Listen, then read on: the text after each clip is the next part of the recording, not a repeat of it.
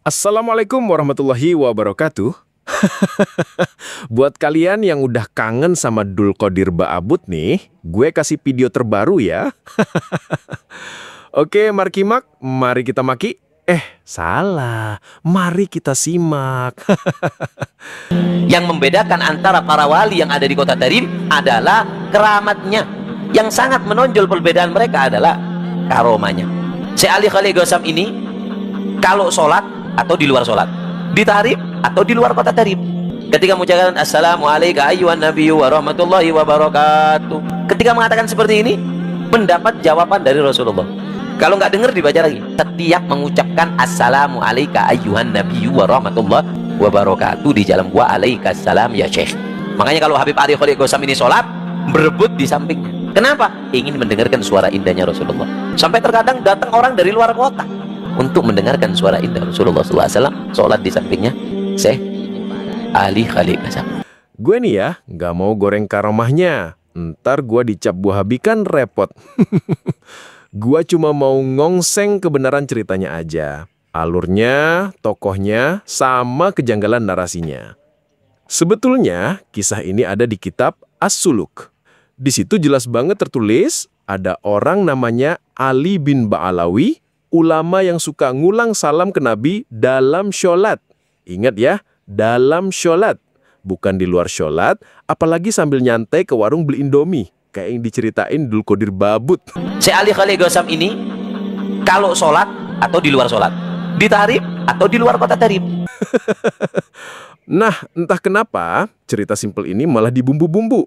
Udah kayak rendang 3 hari 3 malam. Dari dalam sholat jadi dalam dan luar sholat. Bahkan diceritain lagi, ketika mengatakan seperti ini mendapat jawaban dari Rasulullah. Kalau nggak dengar dibaca lagi. Bro, dari yang awalnya cuma kisah salam dijawab Nabi, ini malah kayak Nabi diposisikan sebagai objek yang tidak mendengar dan butuh repeat order salam. Kayak driver ojol ketinggalan pesanan. Ini bukan cuma ngawur, tapi udah nyerempet pelecehan. Yang makin absurd, kata Dul Qodir di luar sholat pun, Syekh Ali Khalil Ghausam tetap dapat jawaban Nabi. Lah, berarti kalau Syekh ini uluk salam sama tukang cilok di pasar, Nabi juga auto jawab dong. Duh Gusti, Nabi kok karakternya dibikin kayak bot auto reply telegram? Waalaikumsalam detected, sending response. Gua nggak bilang Nabi nggak bisa jawab salam ya, tapi versi Dul Qodir ini udah khas Baklawi style. Tokohnya di-upgrade, tokoh mulia malah dijadikan karakter cembawang. Ngagungin tokoh sendiri, tapi nggak sadar malah nurunin kemuliaan Nabi. Duh Gusti. Nah, sekarang pertanyaan besarnya, siapa sih sebenarnya Ali Khalil Ghausam ini? Oke guys, kita balik lagi ke kitab As-Suluk. Di situ dijelasin ada orang bernama Ali bin Ba'alawi yang suka ngulang salam ke Nabi dalam sholat. Nah, dari cerita ini, kita nanya dong, bro, bener nggak sih Ali bin Ba'alawi yang ini tuh sebenarnya Ali Khalil Ghausam? Soalnya isanya sama kayak yang diceritain Dul Qodir Ba'abut. Ternyata ada 2 petunjuk buat menjawab itu. 1, Ali punya anak namanya Muhammad. 2, Ali punya sepupu namanya Ali juga. Oke, kita cek di kitab Babon Ba'alawi, yaitu kitab Syamsu Zohiroh. Tulisannya begini nih. Dia punya anak namanya Muhammad. Muhammad punya anak lagi namanya Alawi. Alawi punya 2 anak. Salim yang gak punya keturunan, sama Ali yang terkenal banget dengan julukan Khalil Ghausam. Nah, dari sini ketahuan ternyata Ali Khalil Ghausam nggak punya sepupu sama sekali. Merga. Kenapa? Karena dia nggak punya paman. Ayahnya, Alawi, itu anak tunggal, single fighter, nggak punya adik kakak cowok. Jadi, info punya sepupu itu hoax garis lucu. Yang bener cuma separoh. Ya, dia punya anak Muhammad, tapi sepupu. Mimpi kali ya. Jadi ini hujannya cuma setengah matang, kayak gorengan setengah matang, masih lumer di dalam cuangki. Dari sini kita paham, nama-nama leluhur Ba'alawi Ubaidillah nggak nongol di kitab Al-Jundi. Terus, Ba'alawi Bani Jadid bin Abdillah itu beda total sama Ba'alawi Ubaidillah. Ibarat dua grup WA namanya mirip tapi isinya beda. Satu isinya keluarga, satu lagi isinya grup arisan RT. Terus, siapa Ba'alawi yang dimaksud As-Suluk? Jawabannya, yaitu Ba'alawi Bani Jadid, bukan Ba'alawi Bani Ubaid. Dan ini bakal makin jelas kalau kita bongkar ucapan Syekh Muhammad Kazim. Tungguin di part selanjutnya, jangan ganti channel. Takbir.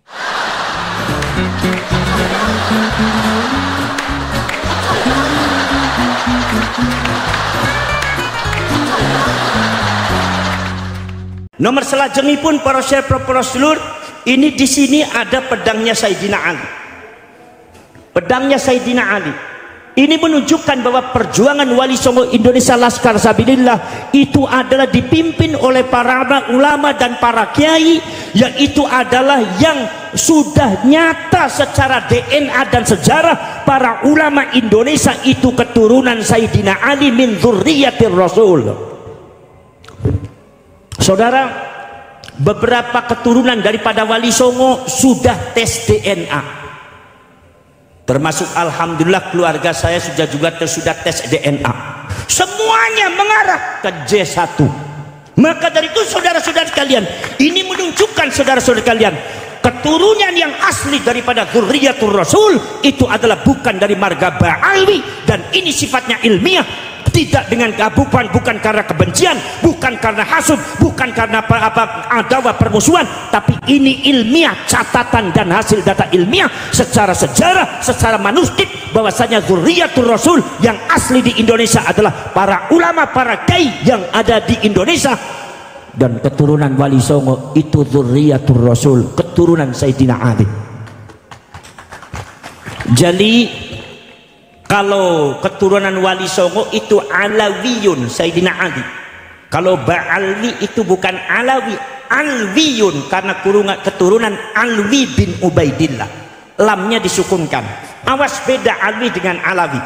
Maka kalian menyebut Ba'alawi jangan Ba'alawi, tapi Ba'alwi.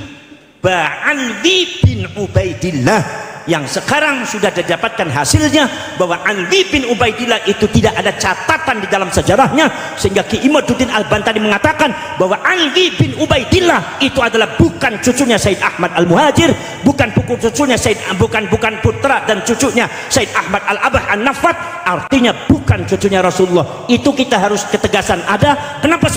Sebab penghancuran bangsa ini juga diawali dengan pengklaman terhadap mereka-mereka yang mengaku cucunya Rasulullah, akhirnya merusak bangsa ini dan merusak mentalitas daripada generasi muda Indonesia. Ini Sayyidina Ali.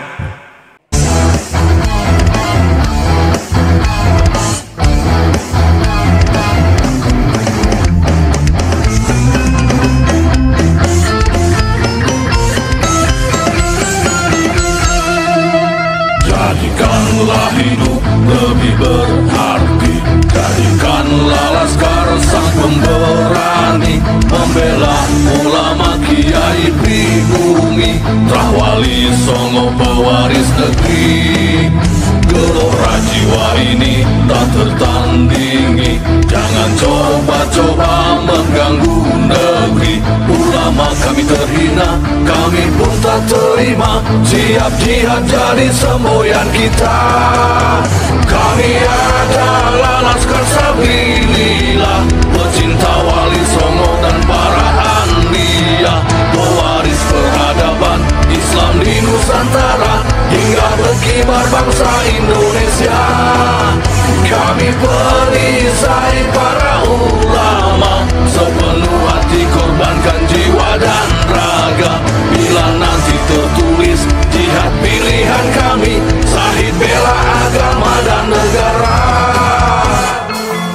Kami terlahir di bumi pertiwi, terpatri suci sejarah negeri, korbankan darah nyawa leluhur kami. Jangan kau coba rubah dan kau pecundangi.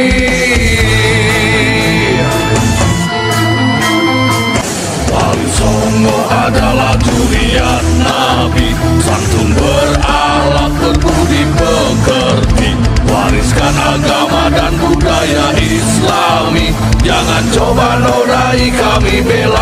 sampai mati.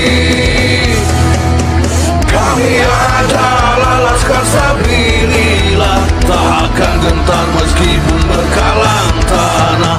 Demi bela agama, juga bela negara, ikhlas jihad dan sahih bersama ulama. Relakan kami pergi dan berjuang, jadi perisai trawali dan kebenaran. Meski harus berkorban nyawa satu ibadah, demi kebenaran menang dan ditegakkan. Kami adalah Laskar Sabilillah, pecinta Wali Songo dan para anbiya, pewaris peradaban Islam di Nusantara, hingga berkibar bangsa Indonesia.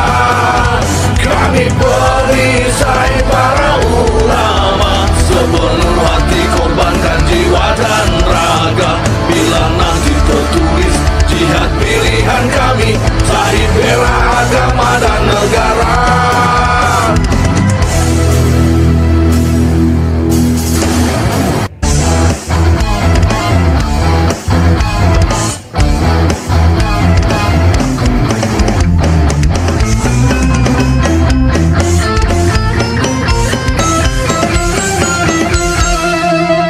Jadikanlah hidup lebih berarti, jadikanlah Laskar sang pemberani, membela ulama kiai pribumi, Trawali Songo pewaris negeri. Gelora jiwa ini tak tertandingi, jangan coba-coba mengganggu negeri. Ulama kami terhina, kami pun tak terima, siap jihad jadi semboyan kita. Kami